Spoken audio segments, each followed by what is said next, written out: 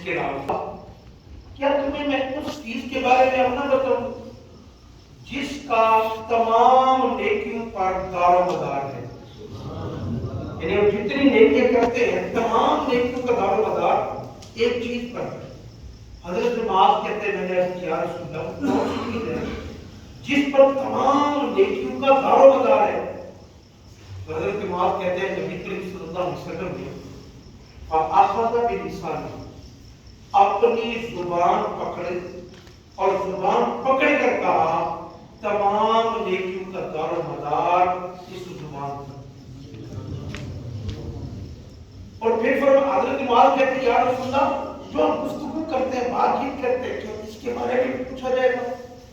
نبی کریم صلی اللہ علیہ وسلم نے فرمایا اے معاذ تیری ماں تجھے کوئے کتنے لوگ ہوں گے جنہیں جہنم میں اندھا لٹکایا جائے گا ان کی زبان کی وجہ سے۔ غیبت، چغلی اور بہتان یہ تمام چیزیں زبان سے ہوتی ہیں۔ عربی کا ایک محاورہ ہے کہ جراحت السنان الحتیام ولا یلتم ما جرح اللسان، کہ تلوار کا زخم مل جاتا ہے لیکن زبان کا دیا ہوا زخم کم نہیں۔ نبی کریم صلی اللہ علیہ وسلم نے فرمایا کہ تم اپنی زبان اور اپنے کردار کی حفاظت تم کرو، اس کی ضمانت تم دو۔ میرے آقا نے فرمایا میں تمہیں جنت کی ضمانت دوں۔ سبحان اللہ۔ یعنی جو بندہ اپنی زبان سے استعمال کرتا ہے، زبان سے کسی کو دکھ نہیں دیتا، زبان سے کسی کو تکلیف نہیں دیتا اور اپنے کردار کو پاک رکھتا ہے، میرے آقا فرماتے ہیں اس شخص کو میں جنت کی ضمانت دیتا ہوں۔ ہم دیکھیں دل میں اپنی زبان سے کتنے لوگوں کو تکلیف، اور نبی کریم صلی اللہ علیہ وسلم نے فرمایا کہ تم میں سے پتہ ہے مسلمان کون ہے؟ صحابہ نے کہا رسول اللہ ضرور بتائیں۔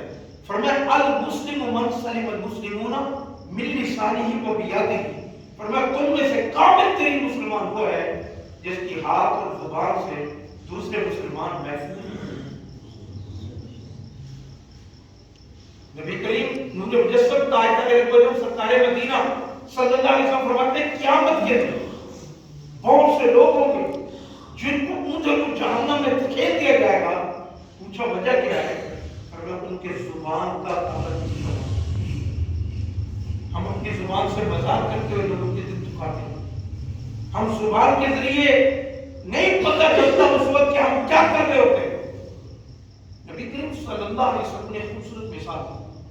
میرے آقا فرماتے ہیں قیامت کا دن ہوگا، ایک شخص قیامت کے دن آئے گا، پتہ ہے اس کی صورت کیا ہوگی آنے کی؟ فرمایا اتنا نیکیاں ہوں گی، اتنی نیکیاں ہوں گی، یہ جو پہاڑ ہے اس کی بلندی کم ہے، اس کی نیکیوں کی بلندی زیادہ ہے۔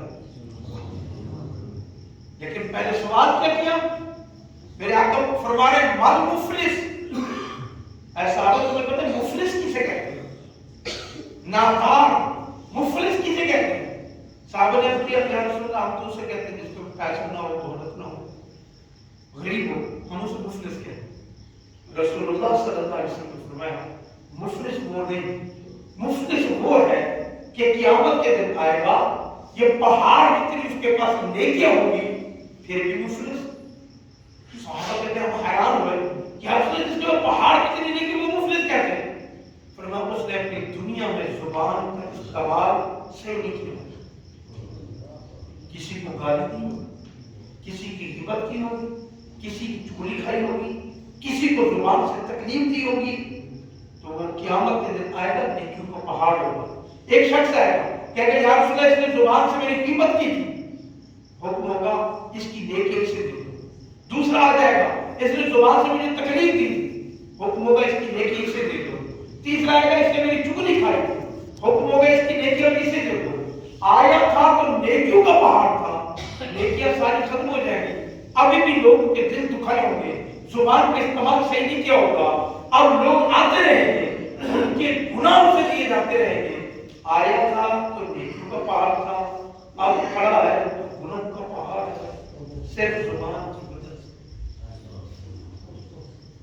اس سے نبی کا ایک اور حکم ہے من کثر کلامہ کثر لعنتہ، جو جو زیادہ بولتا ہے نا اس کی غلطیاں بھی زیادہ ہوتی ہیں. اس لیے یہ جو سب سے بڑا فرمان میرے آقا زبان پکڑ کے کہہ رہے ہیں جو اس کی حفاظت کا ذمہ دے اس کو جنت کی حفاظت کا ذمہ دیتا ہوں. میرے آقا اتنے حکیم تھے کہ ان سے بڑا حکیم کوئی نہیں. تو جو بندہ اپنی زبان کی حفاظت کرتا ہے اور پتہ کیا حدیث پاک میں آتا ہے آپ سنیں گے کہ جب صبح ہوتی ہے جیسے آج ہم اٹھے یوں سمجھ لو صبح تو یہ جو ہمارے آسان ہاتھ پاؤں دل دماغ یہ سارے کے سارے اٹھتے ہی زبان کے سامنے ہاتھ مانگتے ہیں تو مہربانی کرنا تیری وجہ سے ہمیں تکلیف پہنچے گی تیری وجہ سے ہمیں نقصان پہنچے گا تو خیال کرنا ہمارا بھی اپنا اس لیے اردو کا معاملہ ہے زبان تخت پہ بٹھاتی ہے یا تخت پہ لٹکا ہوتی ہے. تو اپنی زبان کو صحیح استعمال کیجیے. اللہ تعالیٰ ہم سب کو اپنی زبان کی حفاظت کا رحم دامن اسلامی میں ایک خوبصورت ایک ہے پیغام جسے کفر مدینہ کہتے ہیں. بلا ضرورت نہیں بولنا بلکہ باقاعدہ پریکٹس کی جاتی ہے کہ وہ لکھ کے بعد میں گفتگو کی جاتی ہے تاکہ زبان کی حفاظت. ہاں یہ بھی ہے کہ بے جا بولنا بے وقوفی ہے لیکن جہاں بولنا ہو وہاں خاموش رہنا یہ بھی نادانی ہے. بولنا ضرور ہے اچھے طریقے سے. اور میرے آقا کا آخری فرمان سنیے. میرے آقا فرماتے ہیں یا بولو تو اچھی بات بولو ورنہ خاموش ہو. اور بزرگ کہتے ہیں کہ بے وقوف بندہ ہو نا چپ کر کے بیٹھا رہے تو بہتر ہے. جب بولے گا تو اس کی بے وقوفی ظاہر ہوگی. اس وجہ سے ہمیشہ اچھی بات کریں خاموشی اختیار کریں بلا ضرورت نہ بولیں زبان سے کسی کو تکلیف نہ دیں. تو میرے آقا جنت کی زبان اللہ ہمیں سمجھنے کی اور عمل کرنے کی توفیق. آمین. ذکر